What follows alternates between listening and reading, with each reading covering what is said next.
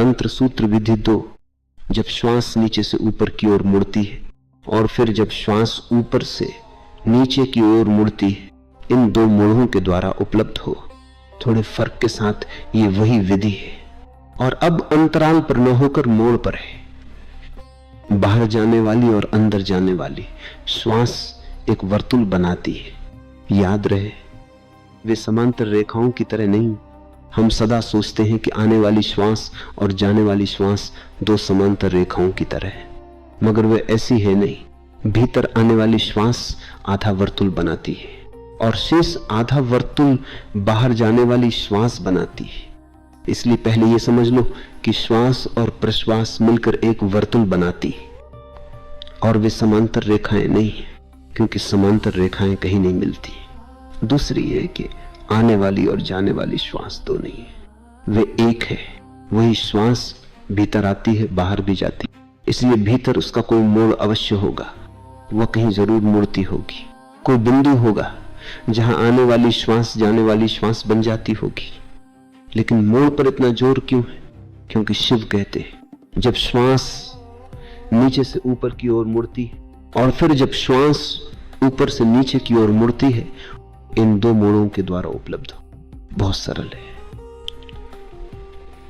लेकिन शिव कहते हैं कि मोड़ों को प्राप्त कर लो और आत्मा को उपलब्ध हो जाओगे। लेकिन मोड़ क्यों? अगर तुम कार चलाना जानते हो तो तुम्हें गियर का पता होगा। हर गियर बदलते हो तो तुम्हें न्यूट्रल गियर से गुजरना पड़ता है, जो कि गियर बिल्कुल नहीं है। तुम पहले गियर से दूसरे गियर में जाते हो और दूसरे से तीसरे गियर में, लेकिन सदा तुम्हें न्यूट्रल गियर से होकर जाना पड़ता है। वह न्यूट्रल गियर घुमाव का बिंदु है, मोड़ है। उस मोड़ पर पहला गियर दूसरा गियर बन जाता है और दूसरा तीसरा बन जाता है। वैसे ही जब तुम्हारी श्वास भीतर जाती है और घूमने लगती है तो उस वक्त वह न्यूट्रल गियर में होती है, नहीं तो वह नहीं घूम सकती। उसे तटस्थ क्षेत्र से गुजरना पड़ता है।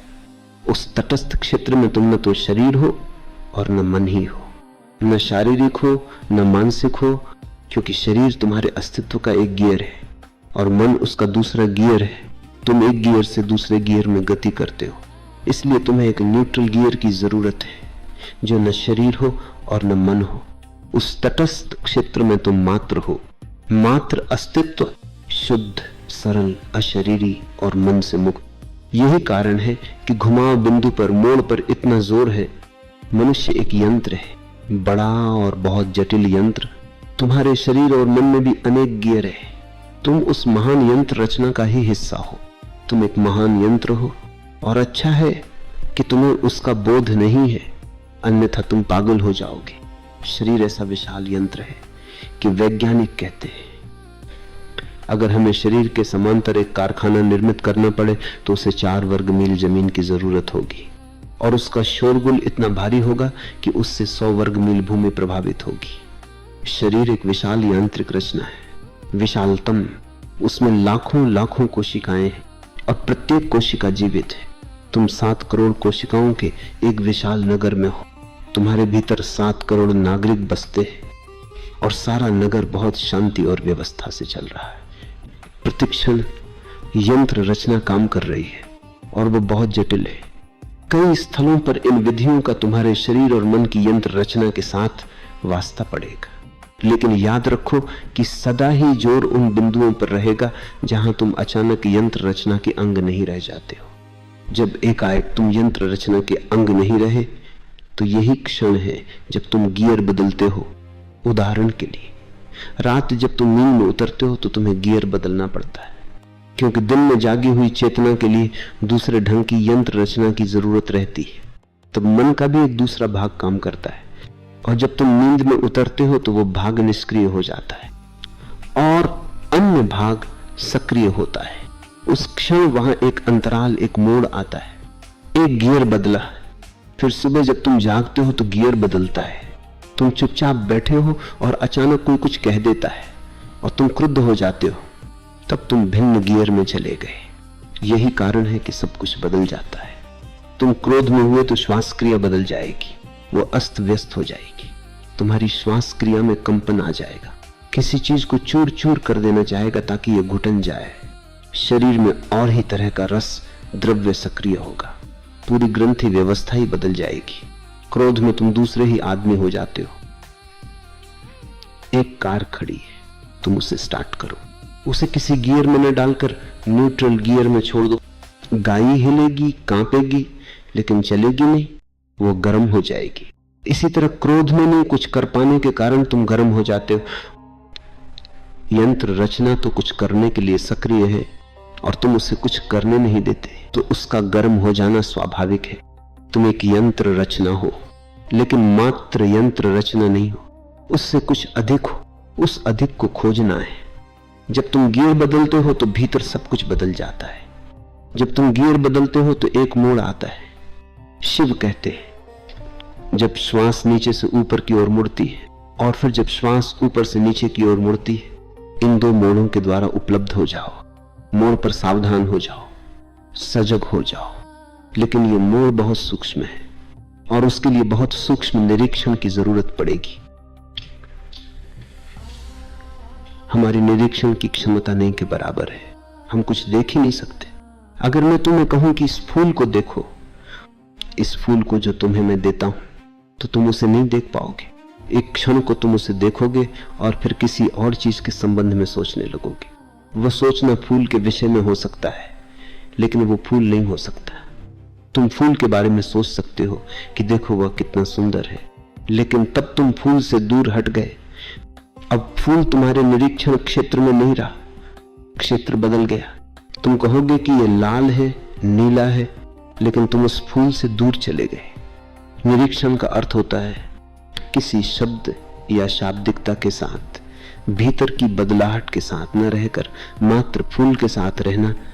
अगर तुम फूल के साथ ऐसे 3 मिनट रह जाओ जिसमें मन कोई गति न करे, तो श्रेयस घट जाएगा, तुम उपलब्ध हो जाओगे। लेकिन हम निरीक्षण बिल्कुल नहीं जानते, हम सावधान नहीं हैं, सतर्क नहीं हैं, हम किसी भी चीज को अपना अवधान नहीं दे पाते। हम तो यहां वहां उछलते रहते हैं। वो हमारी वंशगत विरासत है, बंदर वंश की विरासत। बंदर के मन से ही मनुष्य का मन विकसित हुआ है। बंदर शांत नहीं बैठ सकता, इसीलिए बुद्ध बिना हलन चलन के बैठने पर, मात्र बैठने पर इतना जोर देते हैं, क्योंकि तब बंदर मन का अपनी राह चलना बंद हो जाता है। जापान में एक खास तरह का ध्यान चलता है। जैन शब्द का जापानी में अर्थ होता है मात्र बैठना और कुछ भी नहीं करना, कुछ भी हलचल नहीं करनी, मूर्ति की तरह वर्षों बैठे रहना है, मृतवत, अचल। लेकिन मूर्ति की तरह वर्षों बैठने की जरूरत क्या है? अगर तुम अपने श्वास के घुमाव को अचल मन से देख सको तो तुम प्रवेश पा जाओगे, तुम स्वयं में प्रवेश पा जाओगे, अंतर के भी पार प्रवेश पा जाओगे। लेकिन ये मोड़ इतने महत्वपूर्ण क्यों है? वे महत्वपूर्ण है क्योंकि मोड़ पर दूसरी दिशा में घूमने के लिए श्वास तुम्हें छोड़ देती है। जब वो भीतर आ रही थी तो तुम्हारे साथ थी, फिर जब वो बाहर जाएगी तो तुम्हारे साथ होगी, लेकिन घुमाव बिंदु पर न वह तुम्हारे साथ है और न तुम उसके साथ हो। उस क्षण में श्वास तुमसे भिन्न है और तुम उससे भिन्न हो। अगर श्वास क्रिया ही जीवन है तो तब तुम मृत हो। अगर श्वास क्रिया तुम्हारा मन है तो उस क्षण तुम अमन हो, तुम्हें पता हो या न हो। अगर तुम अपनी श्वास को ठहरा दो तो मन अचानक ठहर जाता है। अगर तुम अपनी श्वास को ठहरा दो तो तुम्हारा मन अभी और अचानक ठहर जाएगा। मन चल नहीं सकता। श्वास का अचानक ठहरना मन को ठहरा देता है। क्यों?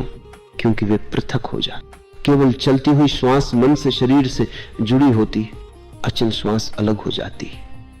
और जब तुम न्यूट्रल गियर में होते हो, कार चालू है, ऊर्जा भाग रही है, कार शोर मचा रही है, वो आगे जाने को तैयार है, लेकिन वो गियर में ही नहीं है। इसलिए कार का शरीर और कार की यंत्र रचना दोनों अलग अलग है। वही बात तब होती है जब श्वास मोड़ लेती है। उस समय तुम उससे नहीं जुड़े और उस क्षण तुम आसानी से जान सकते हो कि मैं कौन हूं, ये होना क्या है। उस समय तुम जान सकते हो कि शरीर रूपी घर के भीतर कौन है, इस घर का स्वामी कौन है। मैं मात्र घर हूं या वहां कोई स्वामी भी है? मैं मात्र यंत्र रचना हूं या उसके परे भी कुछ है? और शिव कहते हैं कि उस घुमाव बिंदु पर उपलब्ध हो। वे कहते हैं उस मोड़ के प्रति बोधपूर्ण हो जाओ और तुम आत्म उपलब्ध हो।